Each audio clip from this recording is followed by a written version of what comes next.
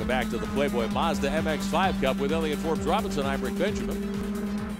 Plenty of time, 20 minutes of racing still to come here. You've got probably time for another 6 or 7 laps of racing. We're working lap number 9 right now. We've been all green so far. There's Rampelberg, your race leader in car number 4 out of San Jose, California. Had been the points leader earlier this season. Has had some problems in a couple of the events thus far this year. Trying to get back on track, I guess you'd say, here this weekend at Autobahn. Yeah, he's poor guy. He's a great driver, does a good job in the car, but he's just had issues at different tracks where something would happen where he'd pick up no points. Otherwise, he'd be a top point guy because he's won races. He's been on the podium quite a few times, and but he's just had those places where he picked up nothing, and that really hurt him. So it's tough. And right now, the guys picked up. Whoa, they picked up a lot. They picked up 0.8 of a second on that last lap. It's down to 3.3. It was 4.5 last time. Now, is that a case of the fuel burning off, Elliott? We talked about qualifying was in the 244 range for Rampelberg, Evans, several of the top drivers. The first couple of race laps were in the 250s. Is that the track drying out or fuel burning off? Oh, I think that what we're doing now is getting the track better because we're getting some rubber on it. Because this was an absolute green track at the end, beginning of this race, because everybody else had run before lunch when it was still wet. So now they're the first cars out on this dry track, so they're picking up grip, and the times are going to get better and better. But right now, with Rampelberg losing, actually it was a second on that lap. You know, we've only got a few laps left, but if they pick up a second lap or 3/4 of a second lap, they will be on him by the end of this race. Rampelberg third in the championship. We take a look back at Evans and Piscatell running second and third here today. Piscatell, the points leader, coming in. Evans back in 7th in points. For Rampelberg, it's been a story of great elation or just horrible outings.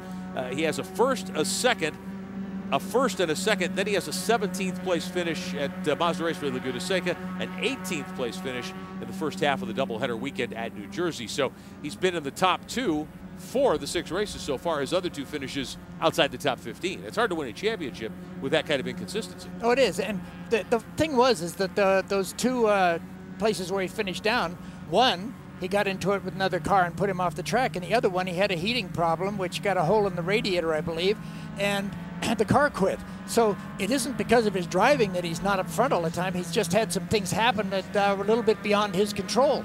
And some years you have it when everything works right, and sometimes you don't. It looks like Cooper lost another spot here to his teammate Carpenter.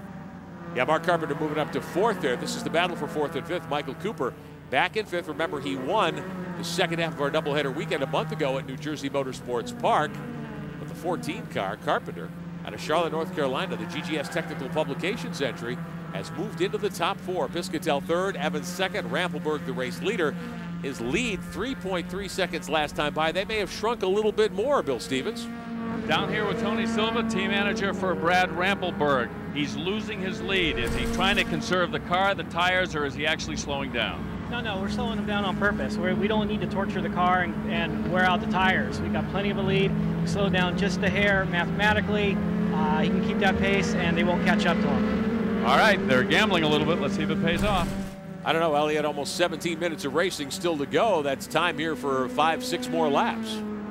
Yeah, I think that's going to be tough. Well, he did pick up the pace on that last lap, but he gave up a second. He gave up another second on that deal. So the track is getting better because he dropped almost a full second from his lap before, but so did Nick Evans and so did Piscatell. So, you know, it's down to 2.3 seconds now. So they've gone down 2 seconds in 2 laps. Well, he's only got a 2-second lead. They could catch him in 2-3 laps, so he better pick up his pace again. On the 09, Al Caiola, the B&L investment machine, off the course, gets it back up to speed. Looks like he's going to lose a spot or 2. Take a look at what happened to Caiola. This in the final complex of corners. Lionel Kent and Caiola, oh, contact.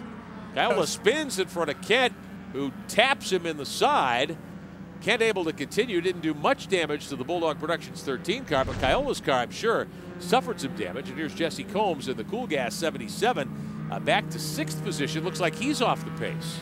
Yeah, that's tough with Kent. He had no place to go, and you know, you have to pick a way because a guy spins. In actual fact, you tend to expect him to roll off the track and back off, so you go for the front side. Well, he didn't do that, so they end up with a place to go by the backside. But you know, if he chose the backside and the guy got off the brakes, it would have hit you in the backside. And, you know, it's a hard thing. You have to make a choice at some time. He made a choice. Unfortunately, it was wrong.